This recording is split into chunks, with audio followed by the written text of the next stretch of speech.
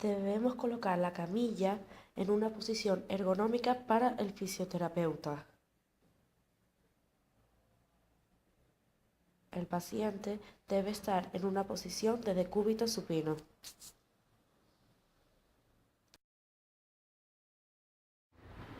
Palpamos las apófisis espinosas cervicales, las cuales se encuentran bajo el esternocleidomastoideo, y localizamos aquella que se encuentra rotada, lo cual indica que su cuerpo vertebral está rotado.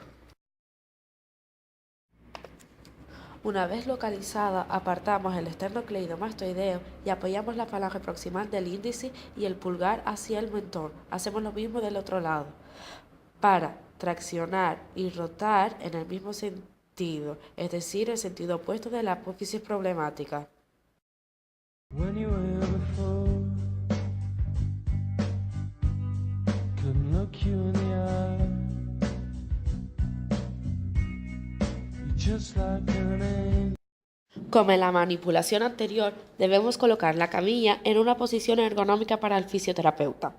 El paciente debe estar en posición de cúbito supino y el terapeuta en contralateral al paciente. Entrelazamos los brazos del paciente, colocando una mano en su hombro opuesto y la otra mano en la escápula opuesta. Si es una mujer, debemos tener cuidado en la zona del pecho. Rotamos el cuerpo del paciente hasta que éste adopte una posición de cúbito lateral. Esta rotación la debe realizar el terapeuta, no el paciente. Una vez realizada la rotación, apoyamos el peso del paciente y impedimos su caída gracias a nuestra cadera. Palpamos las apófisis espinosas y en aquellas que creamos que se encuentran rotadas realizamos un cizallamiento. Si al realizarlo el paciente siente dolor, significa que la apófisis está en rotación. Colocamos la apófisis espinosa entre la falange distal del tercer dedo y la eminencia tenar, formando una pistola. Si el paciente tiene rotada la apófisis hacia abajo, es decir, hacia la camilla, a la hora de dejar caer el cuerpo sobre el paciente, realizaremos una presión de la falange distal del tercer dedo sobre la apófisis para corregir su rotación. En el caso de que el paciente tenga la apófisis rotada hacia arriba, es decir, hacia el fisioterapeuta, haremos lo mismo que en el caso anterior, pero en esta ocasión la presión es realizada por la eminencia tenar. Una vez colocada la apófisis entre la falange distal del tercer dedo y la eminencia tenar, rotamos el paciente hacia su posición de decúbito supino.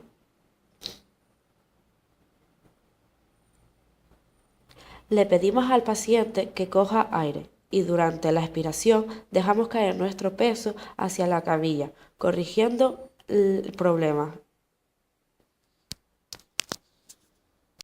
I wish I was special. You're so very special. But I'm a creep. I'm a widow. What the hell am I doing here? I don't belong here. I don't care if it hurts. I wanna have control. I want a perfect body. I want a perfect soul. I want you to notice.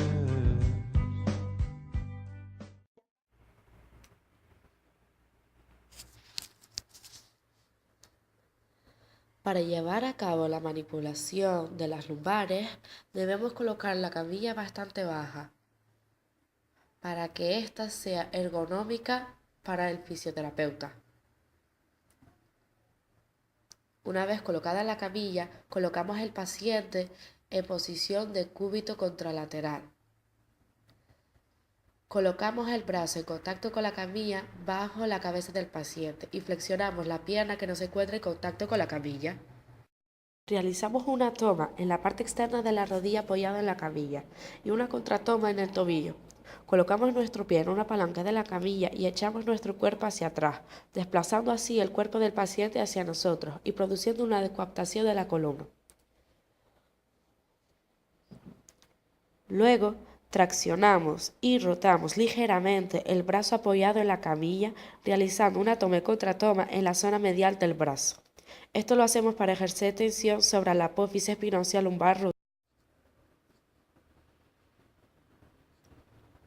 Palpamos las apófisis espinosas de las vértebras lumbares, identificando cuál de ellas se encuentra en rotación. Una vez localizada la apófisis rotada, flexionamos la pierna del paciente con la ayuda de nuestra cadera hacia el abdomen de este y colocamos el brazo no apoyado en la camilla hacia atrás. Por último, para corregir el problema de rotación, colocamos un codo en la cadera y el otro en el hombro. Al dejar caer nuestro cuerpo sobre el paciente, atraeremos la cadera hacia nosotros y alejaremos el hombro hacia la camilla. I want a perfect soul. La articulación de la rodilla es la articulación más grande del cuerpo y una de las más complejas. Está sustentada por los ligamentos cruzados anterior y posterior y el ligamento lateral interno y externo. La rodilla está compuesta por tres articulaciones: la femorotibial, la tibial peronea proximal y la femororotuliana. Los movimientos de flexo-extensión se realizan gracias a la articulación femorotibial. La rotación interna y externa que se produce gracias al movimiento de la tibia también se realiza por la articulación femorotibial. Y después los movimientos de ascenso, o sea, anterior, posterior, ascenso y descenso se realizan gracias a la articulación tibio-peronea proximal, y también se realiza una rotación en el eje longitudinal del peroné. La regla cóncavo-convexa, la articulación de la rodilla es cóncava, es una articulación cóncava, ya que su parte móvil, cuando realiza el deslizamiento, esto se realiza en el mismo sentido que el deslizamiento osteocinemático. A continuación, llevaré a cabo la técnica del cajón anterior y cajón posterior. Esta técnica sirve para saber si los ligamentos cruzados anterior y posterior están lesionados. Vale, el paciente debe estar en posición de cúbito supino, con una flexión de la cadera de 45 grados y la rodilla en 90 grados. El pie apoyado sobre la camilla. El fisioterapeuta apoya su muslo sobre el pie para mantener estabilizado la pierna. Haremos una toma bimanual sobre la tubricidad tibial y el resto de los dedos sobre la parte posterior de la tibia. Para realizar el cajón anterior haremos un deslizamiento anterior, es decir, hacia el terapeuta. Y para realizar el cajón posterior haremos un deslizamiento posterior, es decir, hacia el paciente. Vale, al realizar el deslizamiento, si hay un deslizamiento excesivo de la tibia, significa que o el ligamento cruzado anterior está roto o el posterior. Llevamos a cabo la abducción de la cabeza del peroné. Al igual que en la técnica anterior, el paciente debe estar en una posición de cúbito supino, con la cadera en flexión de 45 grados y la rodilla en flexión de 90 grados. El fisioterapeuta va a apoyar su muslo sobre el pie del paciente. Para llevar a cabo la abducción de la cabeza del peroné, colocaremos la eminencia tenar sobre la cabeza del peroné y los demás dedos en la cara posterior de la cabeza del peroné. Hay que tener cuidado con los dedos porque podemos hacer una presión sobre el nervio ciático popliteo y eso le produce dolor al paciente. Vale. Entonces, para realizar la abducción, ejerceremos presión sobre la cabeza del peroné y observaremos que se produce un deslizamiento posterior del peroné. Ahora llevaremos a cabo las manipulaciones artrocinemáticas para mejorar el rango de flexión y de extensión. Para ello, el paciente debe estar en una posición de cúbito supino con la rodilla fuera de la camilla. Vale. El fisioterapeuta debe estar en una posición en bipedestación, en una posición lateral hacia la pierna a la que realizaremos la manipulación.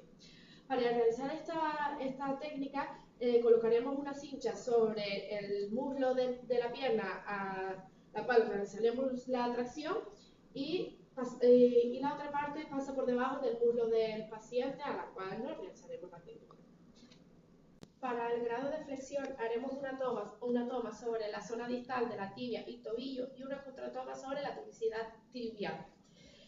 A continuación, traccionamos con la toma y con la contratoma ejercemos fuerza sobre la tubicidad para realizar un desplazamiento caudal y así aumentar el grado de flexión. Para mejorar el rango de extensión, el paciente debe estar en decúbito prono, con la rodilla apoyada en la camilla, pero cerca hacia el final. Vale. Colocaremos la cincha sobre el muslo de la pierna a movilizar y la otra parte bajo el muslo de la pierna que no movilizaremos. Ahora ponemos la camilla en una posición que sea ergonómica para el fisioterapeuta.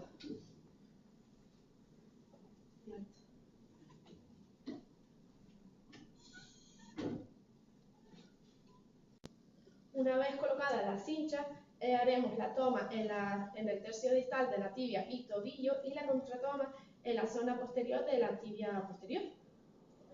Vale, traccionamos la pierna y con la contratoma ejercemos fuerza para realizar un movimiento caudal y así mejorar el grado de extensión. But I'm a creep. I'm a